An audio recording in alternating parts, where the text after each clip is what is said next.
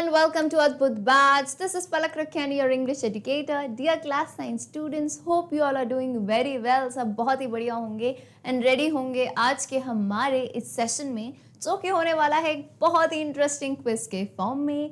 As you all know कि हमारी जो पोएम है द रोड नॉट टेकन, इसे हमने अच्छे से कंप्लीट कर दिया है. हमने ऑलरेडी जो है एक्सप्लेनेशन, समरी, सॉल्यूशंस देख लिए हैं. Now it is time to test our understanding कि हमने जो पढ़ा है क्या हमें समझ आया है. And again MCQs exam point of view से काफ़ी इंपॉर्टेंट होते हैं. तो आइए शुरुआत करते हैं इस सेशन की. आज यू नो क्या करना है भाई, आपकी क्या ड्यूटी है. मैंने तो क्वेश्चंस बढ़िया से बना लिए. अब आपको जो है अपनी नोटबुक साथ में रखनी है, पेन साथ में रखनी है. जैसे ही क्वेश्चन आएगा स्क्रीन पे आपको दिखेगा क्वेश्चन नंबर एंड ABCD करके 4 options. You don't have to do it orally, आपको मन में नहीं करना है. जैसे मैंने बताया है कॉपी लेके करना है. हर चीज़ की एक वजह होती है, राइट. तो अपने टीचर्स की सुनो ताकि आपके मार्क्स अच्छे आएंगे. कुछ नहीं करना, आप क्वेश्चन नंबर लिखना, जो ऑप्शन लगता है फटाफट से लिख देना. देन कुछ ही सेकंड में मैं आंसर बताऊंगी. If the question is correct put tick, गलत है तो क्रॉस करेंगे आप. बिल्कुल ऐसा नहीं पेंसिल से चेंज कर दो, क्रॉस करो. क्यों, क्या होगा ना, इससे आप लास्ट में जो है ना आप चेक करोगे अपना स्कोर. तो उस स्कोर से आपको क्या पता चलेगा, एक आइडिया, यार अनुमान तो लगेगा हम कहाँ स्टैंड करते हैं इस पर्टिकुलर पोएम में. क्या हमें कोई दिक्कत आ रही है. अब मान लो आपने जो क्वेश्चंस गलत किए हैं उसमें सेम पैटर्न हो, तो हो सकता है ये पार्ट आपको याद नहीं हो रहा हो, समझ नहीं आया हो, तो वहाँ आपको फोकस करने की ज़्यादा ज़रूरत है. तभी मैं MCQs को एज अ क्विज फॉर्म में कहती हूँ कि इसे ज़रूर मेरे साथ सॉल्व करें, आपकी तैयारी बहुत अच्छी हो जाएगी. क्लियर है. चलिए, तो मैं उम्मीद करती हूँ सब रेडी होंगे. Question number 1 on your screen. Who is the author of the poem. वैसे बेसिकली आप ऑथर ना कहें, पोएट कहें तो बेहतर रहेगा. यानी इस कविता के कवि कौन है. ऑथर यानी लेखक, यानी पोएट कौन है इस कविता के. A. Robert Brown, B. Robert Frost, C. Robert James and D. Robert Woodson. तो ये सवाल के ऑप्शन जो हैं जानबूझ के मैंने रखे हैं उन स्टूडेंट्स के लिए जिन्हें जब मैं कहती हूँ कि आपको नाम याद करना है पोएट का, तो वो क्या करेंगे, इनिशियल याद कर लेंगे, first name that is Robert. चलो रॉबर्ट याद रहेगा. आगे का क्या, तो आगे अगर चारों ही सेम आ गए नाम तो आपको फुल नेम याद रखना है. ऐसा नहीं किसी का नाम ही याद रख लिया, फुल नेम विद सरनेम आप याद रखेंगे, क्योंकि क्लियरली पता चल रहा है रॉबर्ट तो है इनका नाम, लेकिन इनका सरनेम क्या है. सो आई होप सबने आंसर दे दिया है. मेरे फेवरेट पोएट हैं ये रॉबर्ट फ्रॉस्ट, और ये लिखते हैं बहुत ही मज़ेदार सिंपल एंड स्वीट लैंग्वेज में अपनी पोएम्स. ओके, सो कौन है द रोड नॉट टेकन के ऑथर या पोएट, रॉबर्ट फ्रॉस्ट. क्लियर है. चलिए, question number 2 on screen says what does yellow would represent. हमारी कविता में ये वर्ड यूज किया गया है येलो वुड. तो ये क्या दर्शाता है. A. Scenes of spring, B. Scenes of autumn, C. Scenes of winter या D. Scenes of summer. Scene यानी इस पर्टिकुलर वर्ड से हमें समझ आ रहा है कि कौन सा सीजन चल रहा है, कि मतलब नहीं होता है कहानी अलग अलग सीजन में सेट है, गर्मी का मौसम है, ये है, तो कौन सा मौसम है. सो क्लियर सी बात है. जिसको याद हो, येलो वुड से कहने का मतलब ये है, would yellow in the sense would, और जब लीव्स वगैरह, जब पत्तियां, यूजुअली पेड़ों की पत्तियां जो है ना येलो होने लगती है, इसका मतलब क्या होता है कि वो झड़ने वाली हैं. राइट, झड़ने वाली हैं तो क्या होता है, पत्तियां झड़ती हैं, तो उसे हम क्या कहते हैं, पतझड़. सो व्हाट इज पतझड़ कॉल इन इंग्लिश, ऑटम. इसे हम ऑटम सीजन कहते हैं. So yellow would over here represents कि हमारी जो कविता है, जो पोएम है, वो कौन से सीन, मतलब कौन सा बैकग्राउंड दिखा रहे हैं उसमें, ऑटम सीजन का. तो B. Scenes of autumn will be correct answer. Okay, yellow would already हमने समझा था. सो आई होप सबने सही आंसर दिया है. Question number 3 on your screen. आइए फटाफट से इस क्वेश्चन पे, एंड धीरे धीरे जैसे ना अपन 10-20 क्वेश्चन पार करते जाएंगे, स्पीड में बढ़ाती जाऊंगी. चलो, क्वेश्चन कहता है how many roads diverge into the yellow woods. तो द रोड डाइवर्ज, हमें पता है कि ये किसके ऊपर कविता है, रोड्स जो है सेपरेट होते हैं, अलग अलग हो जाते हैं. तो ये कहा जा रहा है कितने रोड्स यहाँ अलग हो रहे हैं, A1, B3, C2 या 2 या फिर 4. 1 road, 3 road, 2 road, 4 road. So the road not taken में अगर याद हो क्लियरली, मैं उम्मीद करती हूँ आंसर बता ही दिया होगा, ऐसे और ऐसे करके, यानी हमारे कवि जो है वो यहाँ खड़े हुए हैं, है ना, बेंच पॉइंट पे खड़े हैं. एक रोड है, रोड नंबर 1 जा रही है, और एक रोड है 2. सो 1 and 2 यानी 2 रोड्स में यहाँ पे जो है डाइवर्ज है. होता है ना हमारी जिंदगी में, हमें चॉइस लेनी चाहिए, या तो ये फील्ड या तो ये. तो वैसे ही कवि ने बताया है कि एक रोड और दो रोड में बट रहा है. So C2 is the correct answer. How many roads diverged? 2 roads diverged into the yellow wood. Question number 4 on your screen. आइए पढ़ते हैं क्वेश्चन क्या कहता है. The poem represents. पोएम क्या रिप्रेजेंट करती है? A, making choices that shape us. जीवन में ऐसे निर्णय लेना जो हमारे जीवन को आगे शेप देते हैं, हमारे करियर को शेप देते हैं. B, making this world a better place to live in. इस दुनिया को एक अच्छी जगह बनाना, रहने लायक. सी, द स्पीकर्स चाइल्डहुड, यानी ये कविता जो है कवि के बचपन की बात कर रही है. या डी, 2 रोड्स, या सिर्फ 2 रोड की बात कर रही है. So again I tell you, MCQ के time first thing is read all options, है ना. ऐसा नहीं है कि पहला ऑप्शन पढ़ते ही हम भग जाएंगे. एंड दूसरी थिंग, कभी कभार there are cases when options are very near by, like लगता है ये भी सही लग रहा है, ये भी सही लग रहा है, तब आपको अपना दिमाग तेज दौड़ाना पड़ेगा. You have to find which is the most correct option, यानी प्रश्न के अनुसार, कविता के अनुसार सबसे परफेक्ट, बोलते हैं ना 100 में से 100 मार्क्स वाला ऑप्शन कौन सा होता है, उसे चूज करना है. तो यहाँ पे अगेन पोएम में अब कुछ बच्चे बोलेंगे मैम 2 रोड की बात तो हो रही है. बेटा बिल्कुल हो रही है, लेकिन क्या पोएम का एसेंस ही 2 रोड था? उसे 2 रोड के बारे में बता रहा था, रोड 1 रोड 2. उसका मेन एसेंस क्या था, क्या रिप्रेजेंट करना चाह रहा था? वो ये बताना चाह रहा था रोड के द्वारा कि जो जीवन में जैसे 1 रोड 2 रोड है, वैसे ही जीवन में हमें ऐसी चॉइसेस मिलती है ना, हमें कुछ निर्णय लेने होते हैं, और वही निर्णय यानी आज जो हमने चॉइस की, हमारा भविष्य उस पर निर्भर रहेगा. So that is the main representation of poem. So in this case, A becomes the correct answer. The poem represents making choices that shape us. Alright? तो आपको ऐसा नहीं है जल्दबाजी में 2 रोड करके आए, आराम से ऑप्शन को पढ़ो, समझो एंड देन टिक करो. क्लियर है? चलो, उम्मीद करती हूँ सब सॉल्व करते जा रहे हैं. फटाफट से आइए क्वेश्चन नंबर 5 पे, which says the poet was dash that he could not choose both the roads. Poet dash हो गया, फिल करना है आपको, कि वो दोनों रास्ते नहीं चूज कर पाया. ए, हैप्पी, बी, डिलाइटफुल, सी, एक्साइटेड, या डी, सॉरी. कवि कैसा में एक टाइम ऐसा आया था पोएम में जब कवि ने एक रास्ता चूज तो कर लिया, लेकिन वो दुखी हो रहे थे. क्या हो रहे थे? दुखी, कि यार मैं जो है दोनों रोड नहीं चूज कर पाया. एंड आई थिंक ऐसी हमारी लाइफ में भी होता है कि हम मतलब बहुत सिंपल सी बात बता रही हूँ, फनी सी बात बता रही हूँ, ठीक है. आप कहीं बैठे हो, है ना, आप बहुत ही मस्त सी पार्टी में हो, ठीक है, आप अपने फ्रेंड की पार्टी में हो, लेकिन एट द सेम मोमेंट उतने ही बजे यानी 9 बजे आप फ्रेंड की पार्टी में भी हो, नहीं 9 ज़्यादा लेट हो गया 7 PM पे आप आपके फ्रेंड की पार्टी में भी हो, and eight the same time यानी आप अभी दोस्त की पार्टी में हो, and eight the same time आपको पता चला है कि भाई आपके जो है फैमिली वाले मस्त जो है कुछ घर में बहुत ही टेस्टी बनाया है उन्होंने, है ना, कुछ बहुत ही टेस्टी बनाया है, फैमिली पार्टी चल रही है घर में, दोनों चीज़ें. अब आप चाह रहे हो यार मैं दोनों में जाऊं, तो हो सकता है नहीं ना, आप बहुत सॉरी फील करोगे, 7 बजे एग्जैक्ट 7 बजे मैं दोनों जगह तो प्रेजेंट नहीं रह सकता. तो सिमिलर सी बात है यार, जब कवि ने जो है रास्ता चूज तो कर लिया, फिर वो सोच रहे थे, वो बहुत सॉरी फील कर रहे थे. सॉरी यानी बहुत ही अपने आप को लो फील कर रहे थे कि यार मैं दोनों रोड नहीं चूज कर पाया. So here correct answer is sorry. And common sense लगा के भी आंसर दिया जा सकता है. देखो, हैप्पी, डिलाइटफुल, एक्साइटेड, तीनों वर्ड्स का अर्थ किससे है? खुशी से, हैप्पीनेस से, एक पॉजिटिव मूड से. ये अकेला ऐसा वर्ड है जिसका उल्टा मीनिंग है, राइट. ये तीनों आप सिनोनिम्स मान सकते हो. ओके, तो बचा क्या? सॉरी. ऑलराइट, सो फिल करेंगे इसे. The poet was sorry that he could not choose both the roads. चलिए question 6. As a traveller the speaker of the poem, complete करनी है आपको line. A marched hastily, B stood long, C rode on a horse, D none of the above. तो पहले question समझो. As a traveller यानी यहाँ पे कविता में बताया गया है कि पोएट एक ट्रैवलर है ना. ऑटम सीजन में बढ़िया वो फॉरेस्ट में जा रहे हैं, तो यहाँ पे एज अ ट्रैवलर जो पोएट हैं वो कैसे चल रहे थे, ठीक है, कैसे चल रहे थे, कैसे जा रहे थे ट्रैवलर होने की जगह. ए मार्च्ड हैस्टिली. मार्च, पता है मार्च करना क्या होता है? आपको ऐसे 1 2 1 कराता है ना, जब अपन वॉक करते हैं तो लेफ्ट लेग आगे, राइट हैंड बाहर, ऐसे ऐसे. हैस्टिली का मतलब क्या होता है? बहुत ही जल्दबाजी में. तो यानी एज अ ट्रैवलर पोएट ऐसे ऐसे ऐसे ऐसे बहुत जल्दी जल्दी चल रहे थे.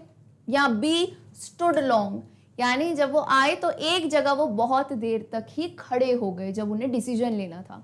सी रोड ऑन अ हॉर्स, यानी घोड़े की सवारी कर रहे थे वो। रोड क्या है भाई, ये वो वाला रोड नहीं है।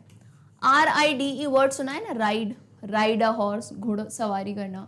तो राइड का पास्ट टेंस होता है RODE, रोड। ठीक है, तो यहाँ पे है रोड अ हॉर्स, क्या वो घोड़े पे सवार थे, या फिर D none of the above. तो मैं देखूंगी किसकी मेमोरी अच्छी है, याद करो।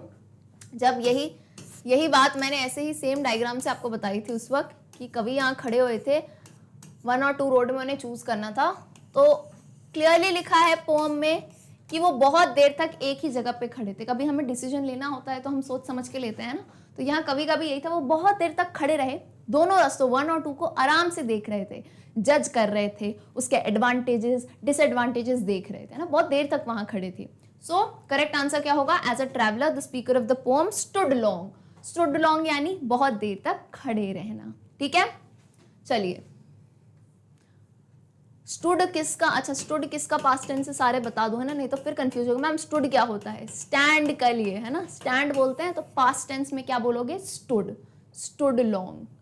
क्लियर है, चलो question number 7 on your screen, फटाफट से बताइए इसका answer.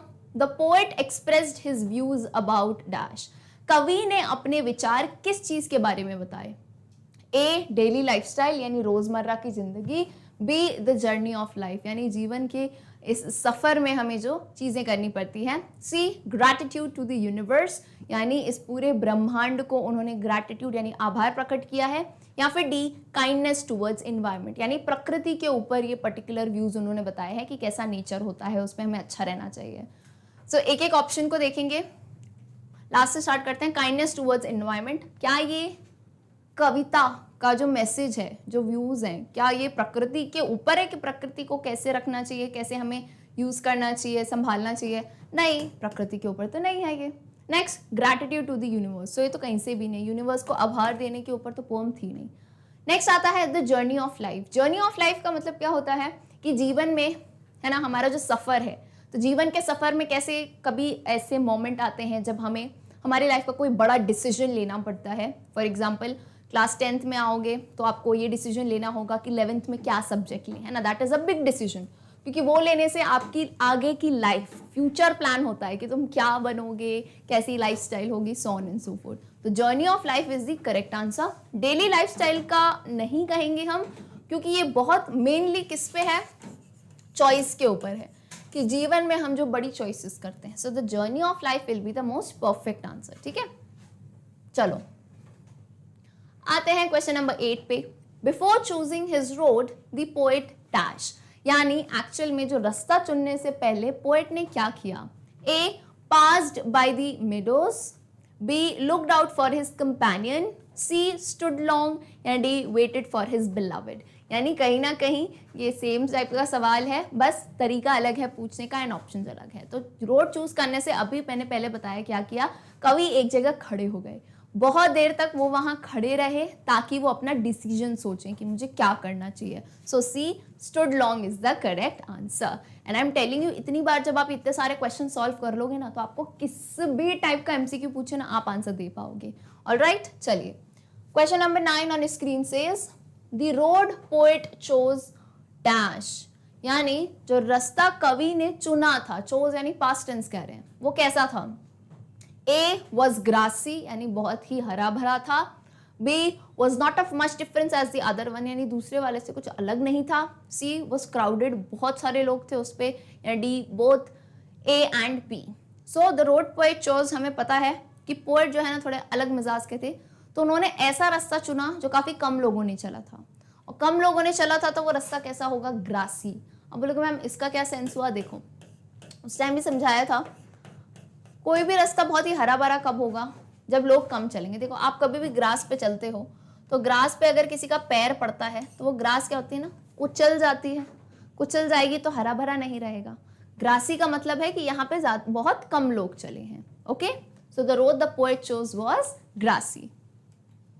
Number 10, before choosing his own path the speaker A waited for long, B left his job, C travelled around, D none of the above. देखो मैं बता रही हूँ ना, बात वही है लेकिन पूछने का तरीका अलग है, तो हर तरीके मैंने डाले हैं।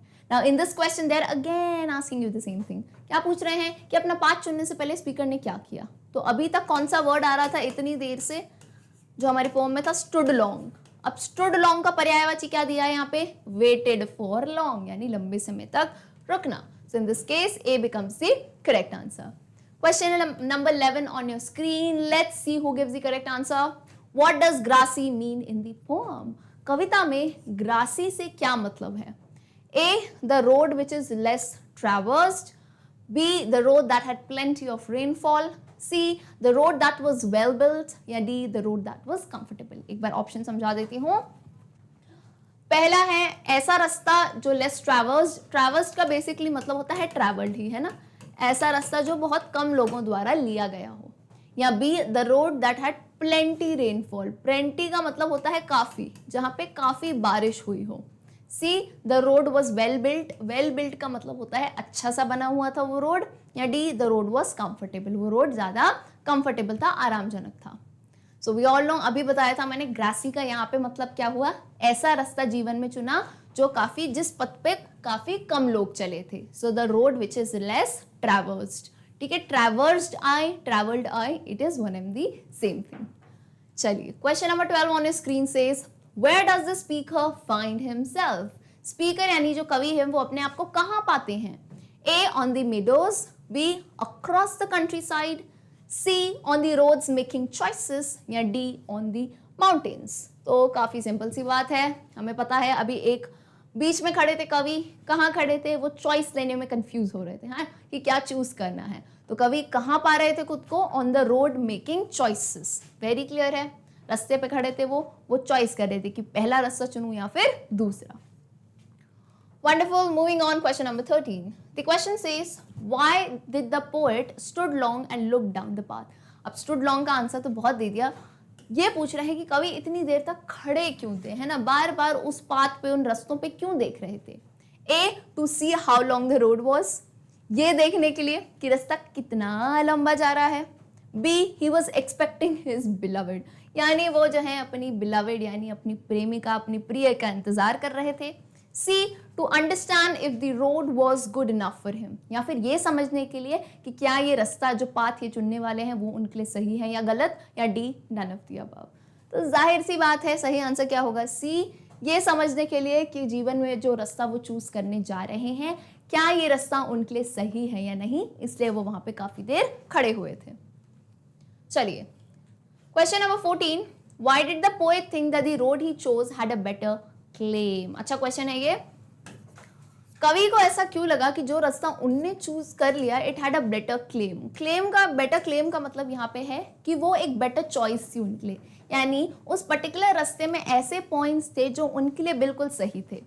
ए, because it was less explored, क्योंकि उस पर कम लोग चले थे, कम लोगों ने उसे एक्सप्लोर किया था. B, because there was less horses, क्योंकि वहां पे कम घोड़े थे. C, because he saw his beloved there, क्योंकि उन्होंने अपनी प्रेमिका को वहां देख लिया. या D, both A and C. तो क्या इसका आंसर C होगा? नहीं मैम, beloved का तो नाम ही नहीं था यहाँ पे. करेक्ट है, because it was less explored, क्योंकि काफी कम लोगों ने उस रास्ते को खोजा था. यहाँ रास्ते से, आई नो सबको पता है ना क्या मतलब है, जीवन में राहें, यानी भेड़ चाल नहीं थी वहां पे, काफी कम लोग उस रास्ते पे चले थे. Okay, Great. Moving on to question number 15. Why one must be thoughtful before choosing a road? अच्छा सवाल है ये कि इंसान को कोई भी रास्ता चुनने से पहले, यहाँ रास्ते से मतलब ये नहीं है कि आप कौन से रोड से जा रहे हो, जेके रोड से जा रहे हो, हैं नेहरू नगर से, ये ऐसा नहीं है. रोड का मतलब क्या है, जीवन में कोई भी पाथ चुनना. कोई भी, आपको मान लो कोई डिसीजन लेना हो कि करियर चूज करना है, आपको कोई भी घर चूज करना है, आपको सिटी चूज करनी है, कहाँ जाना है, ये सब चीज चूज करने से पहले इतना सोचना क्यों चाहिए, थॉटफुल क्यों होना चाहिए. A, because there is no going back once chosen, क्योंकि अगर एक बार चूज कर लिया तो वापस नहीं जा सकोगे. B, it's expensive to take two roads, क्योंकि दोनों रास्ते पे जाना महंगा पड़ जाएगा. C, because of snow on the other road, क्योंकि दूसरे रास्ते पे बर्फ होगी. या D, none of the above. तो इतने इजी ऑप्शन है, आई थिंक क्लियरली आपको समझ आ जाएगा. करेक्ट आंसर क्या है, A, because there is no going back once chosen, यानी आपने जीवन में अगर एक राह चूज कर ली तो वापस जाना इट्स नियर टू नामुमकिन, राइट, पॉसिबल नहीं हो पाता है. Okay, question number 16 on your screen says, though as for that the passing there, ये क्या है, ये आपके पोम की लाइन है, यानी आपकी कविता में से ही लाइन उठाई गई है। इसमें पूछ रहे हैं दी पासिंग देयर डिनोट्स, यानी ये जो वर्ड यूज किया गया है दी पासिंग देयर, तो ये किसकी बात कर रहे हैं? A, the children took the road to the school, B, the travellers use the road during their journeys, C, the police passing by to fetch the criminal, या D, none of the above. तो the passing there किसका प्रतीक है यहाँ पे? तो the passing there बताया जा रहा है कि ऐसा रोड जो ट्रैवलर्स के द्वारा, जो वहां पे चल रहे हैं उनके द्वारा यूज किया गया हो उनकी लाइफ की जर्नी में, जीवन के सफर में। So B is the correct answer. Clearly पता है यार, ए और सी तो आंसर है ही नहीं, पुलिस क्रिमिनल बच्चे कहाँ से आए? ओके, चलो question 17, what shows that the roads were not used by a lot of people. अच्छा क्वेश्चन है, ऐसी कौन सी चीज ये दर्शाती है कि वो जो रास्ता था वो बहुत सारे लोगों द्वारा यूज नहीं किया गया था, यानी कम लोग उस पर चले थे? A, because it was grassy, B, it was covered by yellow woods, C, it had gravels, या D, it was bent in the end, यानी आखिर में वो मुड़ा हुआ था। अच्छा, ग्रेवल्स का मतलब बेसिकली आप मान सकते हो जैसे फॉरेस्ट वगैरह में होता है ना, बड़े बड़े पत्थर होते हैं, स्टोन्स होते हैं, तो यहाँ पे ग्रेवल से मतलब है इनका, ग्रेवल से मतलब है, चल जा भाई, ग्रेवल से मतलब है लार्ज स्टोन्स, ठीक है, लार्ज स्टोन्स या बड़े बड़े पत्थर टाइप होते हैं। तो कम लोगों द्वारा चला गया था रोड, इसका मतलब क्या है कि इट वाज ग्रासी, है ना, ग्रासी था तो काफी कम लोग चले होंगे, क्योंकि ग्रास जो है कुचली नहीं गई थी। Covered by yellow woods, gravels, bent at the end, इसका कोई सेंस नहीं है, ठीक है। चलो question number 18 on the screen says, from this poem we learned that, यानी इस पर्टिकुलर कविता से हम सभी को क्या सीखने को मिला? A, one should be happy about the road और ही और शी हैज चोजन, एक इंसान को खुश होना चाहिए, जो रास्ता ले लिया भाई अब उस पर खुश रहो। B, one should sit back and think before he chooses the road, यानी कभी भी आप कोई निर्णय ले रहे हो आपको आराम से बैठना है, सोचना है, विचार करना है, प्रोज एंड कॉन्स देखने हैं। C, one should be willing to take two roads at the same time, यानी जब भी आपको जीवन में कोई भी ऐसी चॉइस आए, आप दोनों चॉइस पे, है ना, दो नाव पे सवार हो जाओ बिल्कुल, है ना, सेम टाइम पे, या D, none of the above. तो ऑप्शंस हैं, और देखो आपने ये चीज अभी सीखी है कि ऑप्शन चूज करने से भी पहले आपको विचार करना है। तो करेक्ट आंसर क्या होगा? One should sit back and think before ही और शी चूजेस द रोड। तो यहाँ पे रोड क्या हो गया? हमारे एमसीक्यू के ऑप्शन हो गए। ये भी चूज करने से पहले आपको जल्दबाजी नहीं करनी है, आराम से पढ़ना है, सोचना है एंड देन आंसर करना है। Alright, wonderful. Question number 19, had warned them really about the same. What does them denote here? तो याद होगा ये कविता की लाइन है, had warned them really about the same. warn का यहाँ पे मतलब क्या है? warn का मतलब वैसे तो पहनना होता है, लेकिन बेसिकली यहाँ warn का मतलब होता है यूज किया हुआ, है ना, कि जैसे चला हुआ। तो had warned them, तो them किसको डिनोट करता है? ऑप्शंस बताती हूँ। A, the travelers, B, the roads, C, the yellow woods, D, the snowy mountains। जैसे पोम अच्छे से पढ़ी है ना, स्टैंजा एक एक मेरे साथ पढ़ा है, उसको क्लियरली याद आ जाएगा कि them यहाँ किसके लिए यूज किया गया था। had warned them really about the same, तो ये लाइन जिससे आंसर दिया गुड। अब सुन लो, कवि तब कहते हैं, पहले वो सोचते हैं कि जिस रास्ते पे मैं चल रहा हूँ वो कम लोगों ने चला है, फिर बीच में एक ऐसा पॉइंट आता है, छोटा सा पॉइंट, जहाँ वो सोचते हैं, कभी कभार होता है ना, हमें दोनों ऑप्शन सेम लगते हैं, यार ये भी सही है रास्ता पर ये भी सही है, मतलब एकदम सेम सेम लगता है ना। तो इस टाइम पे वो यही सोच रहे थे कि मुझे ऐसा लग रहा है कि ये दोनों रास्ते सेम ही है, यानी सेम ही लोगों द्वारा उतना ही चला गया है ना, आधे लोग इधर गए हैं, आधे लोग इधर गए हैं। सो विच मीन्स यहाँ देम किसको डिनोट कर रहा है? Had worn them really about the same, यानी वहां पे सेम जो है तरीके से चला गया है। वहां पे का मतलब क्या है? रोड पे। कहाँ चलोगे भाई? हवा में थोड़ी ना, रोड पे, ठीक है। सो दी रोड्स, देम किसे रिप्रेजेंट करता है? रोड को। All clear. चलिए आते हैं क्वेश्चन नंबर 20 पे, जो कि है हमारा फर्स्ट हाफ। टोटल 40 क्वेश्चंस करेंगे, तो फर्स्ट हाफ आ चुका है। Robert Frost is an dash poet, so this is based on poet's information. Robert Frost एक डैश पोएट है, यानी कहाँ के पोएट है? वो एक फ्रेंच पोएट है, ब्रिटिश पोएट, अमेरिकन पोएट या Australian poet. So this is detail about the कवि, the poet. We all know Robert Frost क्या है? एक अमेरिकन पोएट है, right. Robert Frost is an American poet, ये डिटेल आप जरूर याद रखेंगे। क्लियर है? 20 क्वेश्चंस पे एकदम ठीक है भाई, जोश बनाए रखो बिल्कुल ही। Stay strong and move on to question number 21 and फटाफट से लिखिए इसका answer. Undergrowth here means, here का मतलब क्या हुआ भाई, हेयर यानी पोएम में, कविता में वर्ड यूज किया गया है अंडरग्रोथ, तो इससे क्या मतलब है? A dwarf, B less in height, C dense growth of plants and bushes, या डी अंडरवेट। मीनिंग समझ आता है ऑप्शंस के? ड्वार्फ का मतलब क्या होता है? ड्वार्फ यानी जो बौना रह जाते हैं, बौने होते हैं, बौने हाइट में बहुत छोटे। लेस इन हाइट यानी हाइट कम। C dense growth of plants and bushes यानी प्लांट्स और बुशेस की, पेड़ पौधों की बहुत ही गहरी ग्रोथ होती है जहाँ पे, या डी अंडरवेट यानी एक वेट से कम है ना, एक डिसाइडेड वेट से कम है उसका वेट। सो अंडर ग्रोथ का यहाँ पे मतलब सबको पता है जिसने पढ़ी है। अंडर ग्रोथ का मतलब है, वहां बताते हैं कि रास्ते पे जब वो देख रहे हैं ना, तो अंडर ग्रोथ यानी इधर रास्ते पे नीचे नीचे बहुत ज्यादा ग्रोथ है पेड़ और पौधों की। याद कीजिए, जिसकी वजह से उन्हें आगे का रास्ता नहीं दिख पा रहा था, राइट? रास्ते पे बहुत ज्यादा ग्रोथ थी प्लांट्स एंड बुशेस की, जिसकी वजह से वो आगे का रास्ता नहीं देख पा रहे थे। So undergrowth here means dense growth of plants and bushes. Let's move on. Question 22, which says, what does the long I stood represent? ये बात क्या रिप्रेजेंट करती है? long I stood. A poet's way of admiring nature, यानी ये कवि का तरीका है नेचर की सराहना करने का। B poet's way of admiring yellow woods, ये कवि का तरीका है yellow woods, पेड़ों की सराहना करने का। C poet's dilemma about choosing roads, poet's dilemma, dilemma का मतलब होता है कवि का जो कंफ्यूजन था रोड चूज करने का। या D poet's dilemma about his vehicle, यानी वो अपनी गाड़ी के लिए कंफ्यूज थे। तो we all know long I stood, वो क्यों खड़े थे? क्योंकि उन्हें कंफ्यूजन हो रहा था, वो एक गहरी सोच में थे कि कौन सा रास्ता उन्हें चूज करना है। So C poet's dilemma about choosing roads. Okay, clear enough? चलिए आते हैं क्वेश्चन नंबर 23 पे।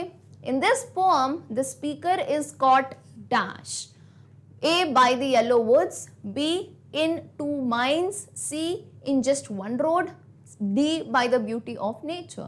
यानी इस कविता में the speaker is caught by यानी वो कहाँ चल रहे थे, कहाँ वो एक ऐसी कौन सी जगह आई जहाँ पे आके वो फंस गए थे, वो कंफ्यूज हो गए थे। तो yellow woods, two minds, one road, beauty of nature. तो we all know very clear है ये answer. He was stuck in two minds. Two minds का यहाँ पे मतलब क्या है? अरे दो दिमाग मतलब नहीं है यार, तुम लोग क्या ये मत लिखाना बाय द येलो वुड्स, है ना। अगर किसी को लगता है कि मैम येलो वुड्स है तो कैसे? कॉट बाय मैंने अभी तुमको समझाया, फंस जाना। कॉट का मतलब क्या होता है? किसी जगह फंस जाना। तो इन टू माइंड्स से मतलब दो दिमाग से नहीं है, इन टू माइंड्स का मतलब है दो डिसीजन से। डिसीजन कौन लेता है? तुम्हारा माइंड लेता है ना। आंखें थोड़ी ना डिसीजन लेती है, हाथ थोड़ी ना, डिसीजन तो माइंड लेता है। तो डिसीजन यानी तुम्हें पता है ही वाज चूजिंग कि मैं इस रास्ते जाऊं या इस रास्ते। तो he was stuck in two minds की either I should go one way और I should go the other. Alright, so he was caught in two minds. Question 24, the speaker of the poem was doubtful about, कविता के जो कवि हैं वो doubtful थे, किस चीज पर वो संदेह कर रहे थे? A his past life, B his success in the road chosen, C meeting his companions, या D returning to the road not chosen। सो सोचिए आराम से एंड देन इसका आंसर बताइए कि किस चीज़ पे कभी डाउटफुल थे, यानी कब उन्हें एक ऐसा पॉइंट आया जब वो संदेह करने लगे। तो पहला है इस पास्ट लाइफ, अपने पूर्व जीवन के लिए, पुनः जीवन के लिए, तो इसका तो कुछ था ही नहीं, है ना, पूर्व जन्म की तो कोई बात ही नहीं है इसमें। B his success in the road chosen, यानी जो रास्ता चूज कर लिया उस पे वो डाउटफुल थे, उसकी सक्सेस पे वो डाउटफुल थे, सक्सेस पे तो वो डाउटफुल नहीं थे। सी मीटिंग इज कंपेनियन यानी दोस्त यारों की तो कोई बात नहीं थी। अब डी कहता है returning to the road not chosen. So याद कीजिए कविता में एक ऐसा पॉइंट आता है जब कवि एक रास्ते पे चलने लगते हैं, लेकिन चलते चलते उनको ये लगता है यार मैं डाउटफुल हूँ, मुझे लगता है ना पहला रास्ता शायद अच्छा था, मतलब वो भी सेम ही था, मैं उस पर क्यों नहीं चला। तो ही वॉज एक्चुअली थिंकिंग कि क्या मुझे उस रास्ते पे फिर से जाना चाहिए, मैं सोचता हूँ अगले दिन चला जाऊंगा। So the speaker of the poem was doubtful about returning to the road not chosen. Okay, so D is the correct answer. Next is question 25। The question says the poem reflects dash. Poem किस चीज को reflect करती है, यानी किस चीज के बारे में बताती है? ए द स्पीकर्स केयरफुल थॉट्स, यानी जो हमारे स्पीकर हैं, जो हमारे कवि हैं, उनके बहुत ही केयरफुल थॉट्स, जो उनके जो विचार हैं उनके बारे में बताती है।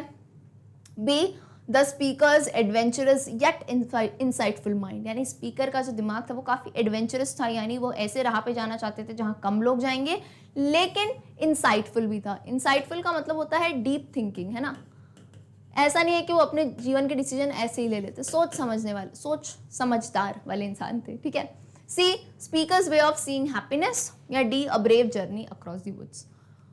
सो द पोम रिफ्लेक्ट्स, ये आई थिंक आपकी ना कविता में भी वर्ड दिया है, स्पीकर वॉज एडवेंचरस, है ना। ये मैंने पढ़ाते टाइम बताया था कि उन्होंने, देखो आप कॉमनली सोचो जीवन में ज़्यादातर लोग तो क्या चलते हैं, भेड़ चाल चलते हैं, है कि नहीं। कि अगर फॉर एग्जाम्पल बता रही हूँ कि अगर किसी ने बायो, क्योंकि मैंने बहुत ऑब्जर्व किया, बायो सब्जेक्ट लिया है तो भेड़ चाल, अरे तुमको बनना भी नहीं है डॉक्टर लेकिन तुमको भेड़ चाल में जाना है क्योंकि बायो लिया है, डॉक्टर नहीं बनेंगे तो क्या होगा भाई, है ना। तो सब जा रहे हैं तो मैं भी वहाँ चला जाता हूँ। लेकिन पोएट यहाँ पे कैसे हैं, जो हमारे स्पीकर हैं वो एडवेंचरस हैं। उन्होंने सोचा यार ये रास्ता कम लोगों ने चला है, हम मानते हैं इस रास्ते पे हमें क्रिटिसिज्म मिलेगा, ऐसा नहीं है बहुत जल्दी सक्सेस मिल जाए, परेशानियाँ आएंगी, है ना। लेकिन उनका दिमाग भी इंसाइटफुल था, वो रास्ता चुनने से पहले उन्होंने सोचा भी सही, है ना। ऐसा नहीं एकदम से ले लिया, उन्होंने बहुत सोचा, डीप बहुत गहन किया उन्होंने कि क्या इसके प्रोज हैं, क्या कॉन्स हैं, कैसा रहेगा मेरा फ्यूचर, एंड देन डिसीजन लिया। सो क्लियरली इस पोम में क्या बताया जाता है, the speakers adventurous yet insightful mind, कि भेड़ चाल ना चलते हुए वो अलग चले हैं और उन्होंने बहुत सोच विचार करके ये रास्ता चुना है। Alright, is the answer clear? चलिए question 26 on your screen, what was the initial problem faced by the speaker, यानी स्पीकर द्वारा ऐसी कौन सी प्रॉब्लम थी जो शुरुआत में, इनिशियल यानी शुरुआत में फेस की गई थी। A, whether he will be successful when he chooses the other road. B, dilemma which road to choose. C, to complete the journey that he had already chosen.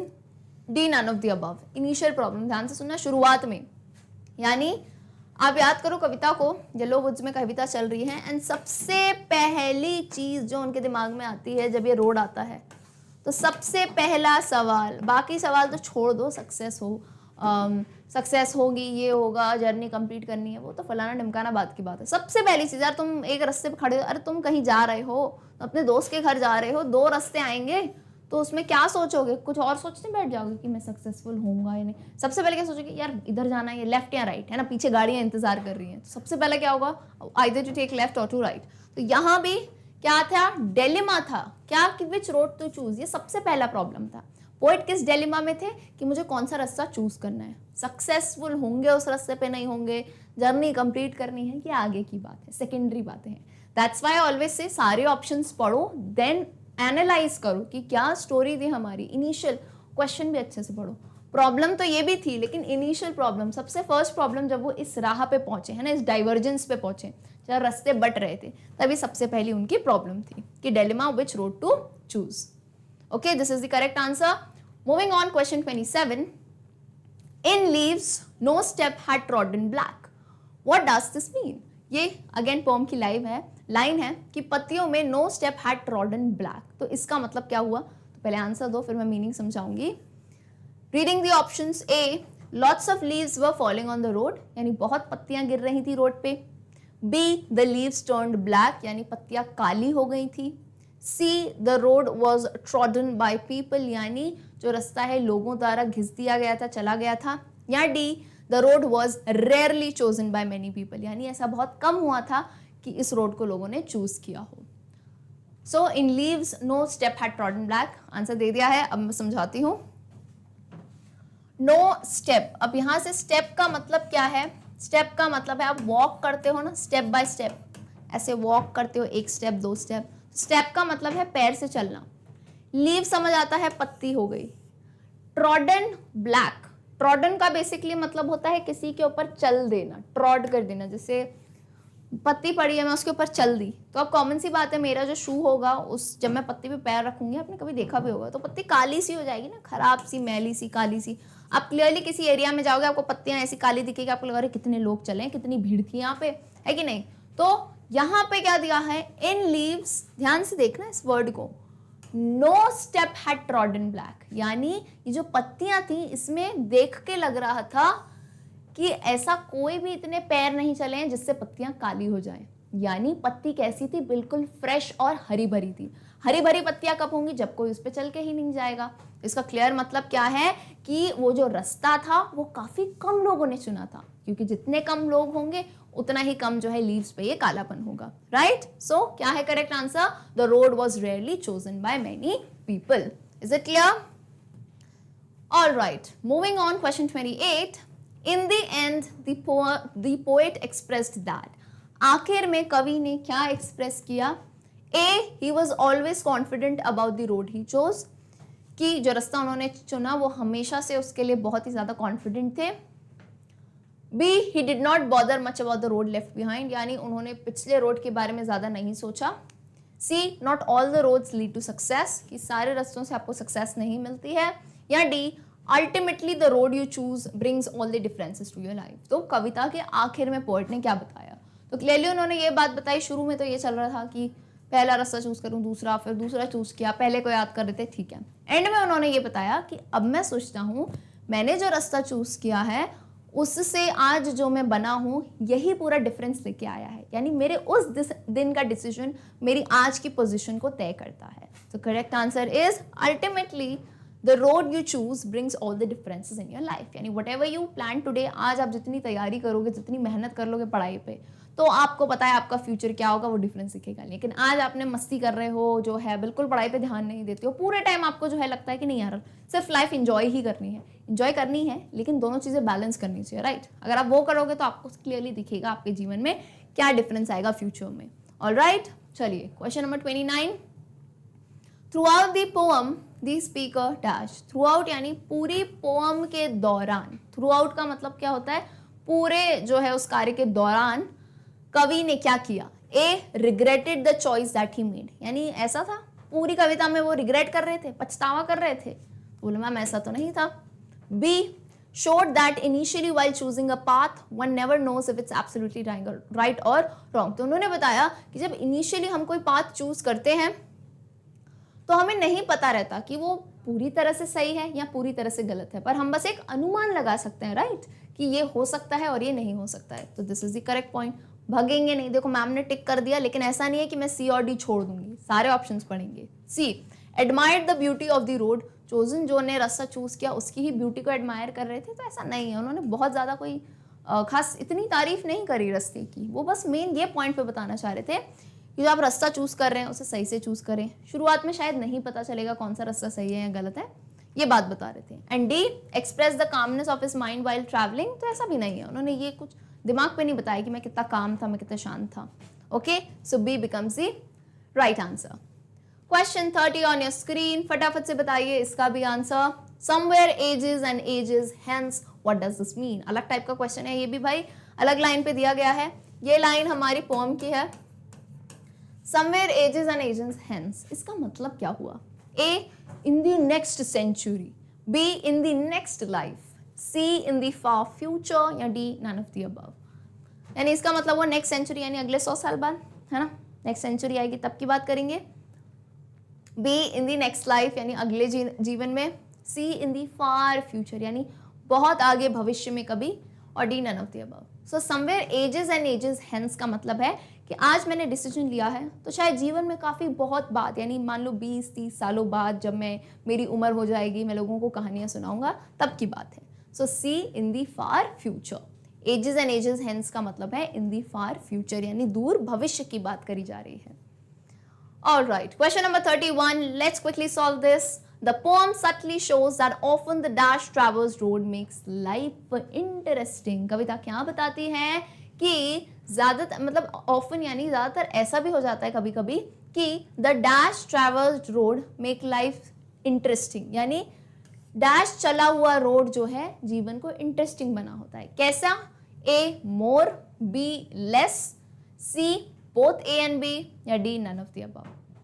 So we all know क्या बोला गया है कि less traverse road यानी कम चला हुआ जो रास्ता है जीवन में, कभी कभार वो भी काफ़ी ज़्यादा हमारे लिए इंटरेस्टिंग हो सकता है, क्योंकि बहुत लोगों ने वो पाथ चूज़ नहीं किया. हम करेंगे तो हमें नए एक्सपीरियंसेस मिलेंगे. हो सकता है इस राह पे चलते चलते हम कोई नई डिस्कवरी ही कर लें. Isn't it? Alright, wonderful. Moving on, question 32. Had warned them really about the same. What does this mean? Then again ये पोएम की लाइन है, इसका मतलब क्या है बताइए. A, the two roads could be equally worn out even though it does not look alike. B, apparently the road not chosen is worn out more than the other one chosen. C, the road chosen is same as that of not chosen. D, none of the above. तो clear सी बात है, had worn out really the same. Same का मतलब क्या होता है, एक सा. तो यहाँ कवि ये कहना चाहते हैं, एक टाइम पे वो सोचने लगे कि अब मुझे लग रहा है कि जो दोनों रास्ते हैं ना, ऑल्दो वो सेम नहीं दिख रहे हैं, लेकिन ऐसा हो सकता है कि सेम अमाउंट ऑफ लोग उस पर चले हों, उतने ही वो यूज किए गए हो, राइट. वर्न आउट सेम यानी वर्न देम, सेम अमाउंट के लोग वहां चले हो, यानी A is the correct answer. The two roads could be equally worn out even though it doesn't look alike. यानी ऑल्दो वो सेम नहीं लग रहे थे, लेकिन कहीं ना कहीं उन्हें लग रहा था हो सकता है ये दोनों रास्ते सेम अमाउंट ऑफ पीपल के द्वारा ट्रैवल किए गए हों. Question 33. The poem takes place dash. पोएम कब टेक प्लेस करती है? A, during the summer. B, during the autumn in a city. C, during the autumn in a field. या D, during the autumn in a forest. काफी close question है. तो during the poem मैंने बताया था अच्छे से कि ये पोएम, ऑटम तो सबको पता है ना. अभी तक हमको क्या आंसर पता था, ऑटम की बात हो रही थी, है ना, पतझड़ की. अब यहाँ पे आपको पता है समर की तो बात है ही नहीं. 3 ऑप्शंस आपके पास हैं. अब तीनों में से आपको याद करना है क्या पढ़ा था हमने. चलो एक एक करके बताते हैं. ये तो नहीं होगा. Autumn in a city, city की तो बात ही नहीं है, क्योंकि वो ट्रैवलर थे. वो कहाँ जा रहे थे? वो थे फील्ड में थे? नहीं, किसी का खेत नहीं था. वो कहाँ थे? एक जंगल में थे, एक फॉरेस्ट में थे. So during the autumn in a forest. अब ये भी क्लियर हो गया. ऑटम तो याद रहेगा ही, उसके साथ हमें क्या याद रखना है, इन अ फॉरेस्ट. ठीक है, bye the yellow would say हमने बताया था इस बात को. क्लियर है क्वेश्चन नंबर 33.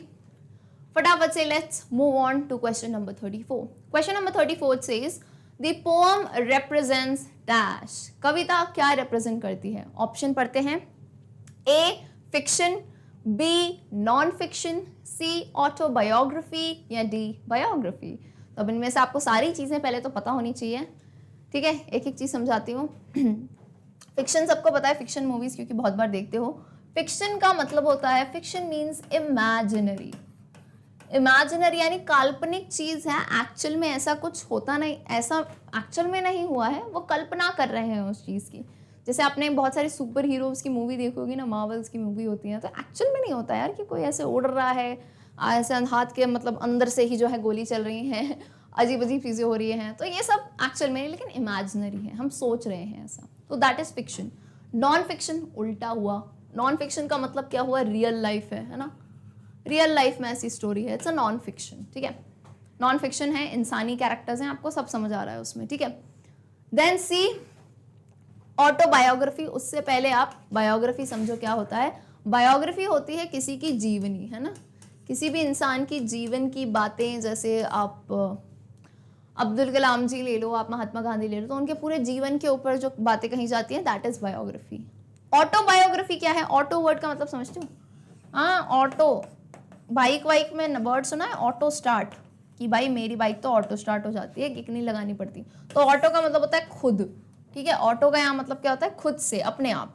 तो ऑटोबायोग्राफी का मतलब क्या हुआ कि अपनी जीवनी जिन्होंने खुद लिखी हो. अब ऑफ कोर्स वो जिंदा होंगे तो उन्होंने अपने ही जीवन के ऊपर खुद ही लिखा है. बायोग्राफी कोई और लिखता है. जैसे अब महात्मा गांधी तो चले गए, उनकी बायोग्राफी किसी और ने लिखी है ना, तो उसे हम बायोग्राफी कहेंगे, जीवनी. अब अगर जिन्होंने खुद लिखी हो, जैसे अब्दुल कलाम जी ने अपने खुद लिखी है ऑटोबायोग्राफी, माय चाइल्डहुड, और ऐसे आपने पढ़ी होंगी स्टोरीज, तो ये से ऑटोबायोग्राफी कहते हैं, जो खुद लिखे. तो अब ये पॉइंट समझ गए. तो ये बताओ ना, पोएम जो है रोड नॉट टेकन, ये किस पे बेस्ड है? तो सबसे पहले तो हटाते जाओ क्या, बायोग्राफी और ऑटोबायोग्राफी. ये किसी की जीवन की कथा नहीं है, किसी की जीवनी नहीं है एग्जैक्टली. तो ये क्या है? क्या ये रियल उस पे बेस्ड है कि एक्चुअल में कभी कहीं पे जा रहे हैं? क्या एक्चुअल में ऐसा कोई रोड आया था? एक्चुअल में कहीं अमेज़न के किसी जंगल में चले गए, या एक्चुअल में कहीं गए थे वो? नहीं.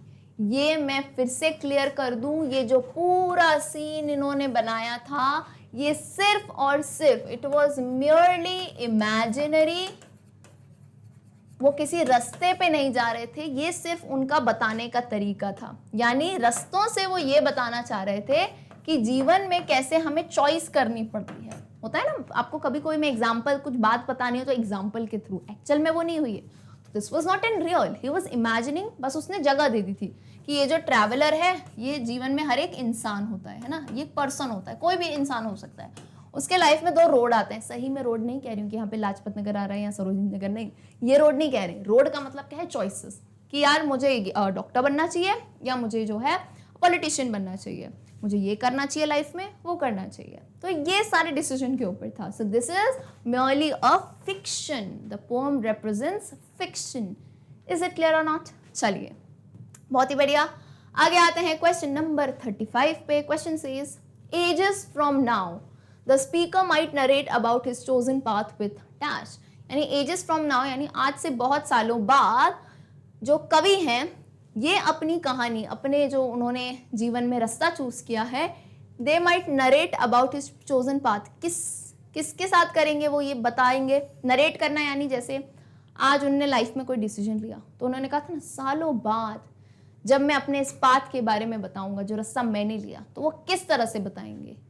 चीयरफुल वर्ड से, a sigh, C lots of confidence, D none of the above. Clearly poem में दिया है, अपना दिमाग मत लगाना है ना कि हम अपने हिसाब से आंसर बताएंगे, पोम के हिसाब से बताओ। तो पोम में क्लियरली बताया था एंड विद अ साई। अ साई का मतलब क्या होता है, डीप ब्रेथ। डीप ब्रेथ समझते हो ना, जैसे तुमसे कोई कुछ सवाल पूछता है कि अरे ये कैसे हुआ, ये कैसे हुआ, तो तुम ऐसे सांस लेते हो, हाँ, तो मैं मतलब वो एक डीप ब्रेथ लेके, एक सुकून की सांस जिसे कहते हैं ना, तो एक सुकून की सांस लेके जो है मैं बता सकता हूँ कि मैंने जो रास्ता चूज किया वो कैसा था, वो कैसे अलग था, और उस वजह से मेरे जीवन में एक डिफरेंस आया है। तो a sigh is the correct answer. अच्छा, एक चीज़ और, इसका प्रोनाउंसिएशन समझ रहे हो ना, जब भी मैं बोलती हूँ तो टीचर की हर चीज़ सुना करो, है ना। साई बोला मैंने तो कोई लोग सिग मत कह देना, ऐसे सिग नहीं है, इसका प्रोनाउंसिएशन क्या है, साई। एवरी टाइम मैं कहती हूँ, हिंदी में मैं लिखाती हूँ, ऐसे उच्चारण लिख लिया करो ताकि याद रहे, नेक्स्ट टाइम बुक खोलो तो। इसे क्या कहते हैं, साई। GH का प्रोनाउंसिएशन कैसा है, य जैसा, साई। ओके, चलो next is question number 36। The word road in the poem has been used as a metaphor for dash. यही क्वेश्चन में चाह रही थी आए, और आ गया है फाइनली कि जो कविता में वर्ड रोड यूज किया गया है, हमें पता है फिक्शन कविता है, इमेजिनरी है, तो इसमें road word has been used as a metaphor for. ये किसका मेटाफर है, मेटाफर का मतलब मैं ऑलरेडी बता चुकी हूँ, पोएटिक डिवाइस होता है ये, तुलना के रूप में, है ना। किसके तुलना की है, रोड कहने से मतलब क्या था कवि का, वो एक्चुअल में रोड की बजाय क्या कहना चाह रहे थे। A happiness, B dilemma, C life, या डी पॉवर्टी। हैप्पीनेस यानी खुशी, डिलेमा यानी जो जीवन में चॉइस आती है, कंफ्यूजन आता है, सी जीवन के लिए कहा है उन्होंने, या डी पॉवर्टी। पॉवर्टी का मतलब क्या होता है, गरीबी के लिए कहा है। तो क्लियर आंसर है, लाइफ को दर्शा रहे हैं वो, कि हमारी लाइफ जो आती है यहाँ पे, लाइफ के पाथ। रोड से मतलब क्या है, द रोड नॉट टेकन, यानी लाइफ में हमने कोई डिसीजन जो लिया नहीं लिया, तो जीवन से रिलेटेड है, राइट। चलिए moving on to the next one.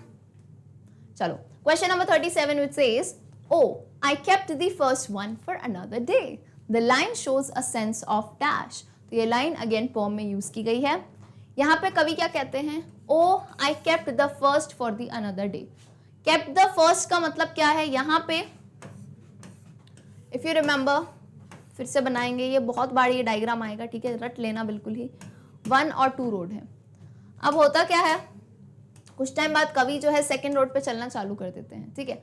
अब मान लो ये उठ के आ गए यहाँ पे सेकंड रोड पे, ठीक है, तो फिर oh I kept the first for another day, तो वो क्या होता है, इस टाइम पे वो याद कर रहे होते हैं कि यार फर्स्ट वाला रोड भी तो सेम ही सा लग रहा था मुझे, चलो कोई बात नहीं, मैं जो है इस पहले वाले दिन को अगले दिन, मैं पहले वाले रोड को अगले दिन चल लूँगा। उन्होंने सोचा कि आज मैं सेकंड रोड चल लेता हूँ, फिर नेक्स्ट जो है मैं अगला रोड चल लेता हूँ। तो उन्हें कहीं ना कहीं ऐसा लग रहा था कि पछतावा सा हो रहा था, है ना, पछतावा सा हो रहा था कि मैं सेकंड रोड पे आ गया, मुझे फर्स्ट जाने का भी मन था, है ना। हम लाइफ में कंफ्यूज हो जाते हैं ना ऐसे कि एक पाथ ले लिया तो नहीं यार वो कर लेती तो अच्छा होता, आइसक्रीम खाने गए हैं चॉकलेट फ्लेवर ले लिया, नहीं यार स्ट्रॉबेरी वाला फ्लेवर ज़्यादा अच्छा था, होता है ना, कन्फ्यूजन आता है। तो same was with him. So क्या है ये, confidence, regret, cheerfulness, none of the above. Clear word है रिग्रेट। रिग्रेट क्या होता है, पछतावा करना।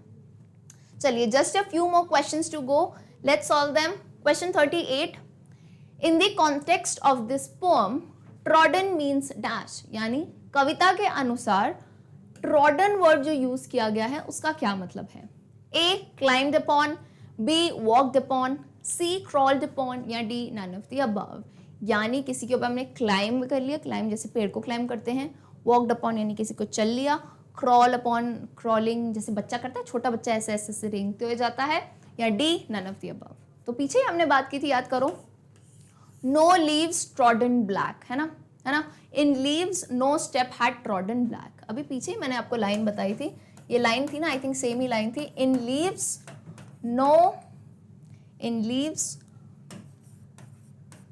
पत्तों में, नो स्टेप लिख के बता रही हूँ ताकि तुमको याद आ जाए, so that you can give the answer. No step had trodden black.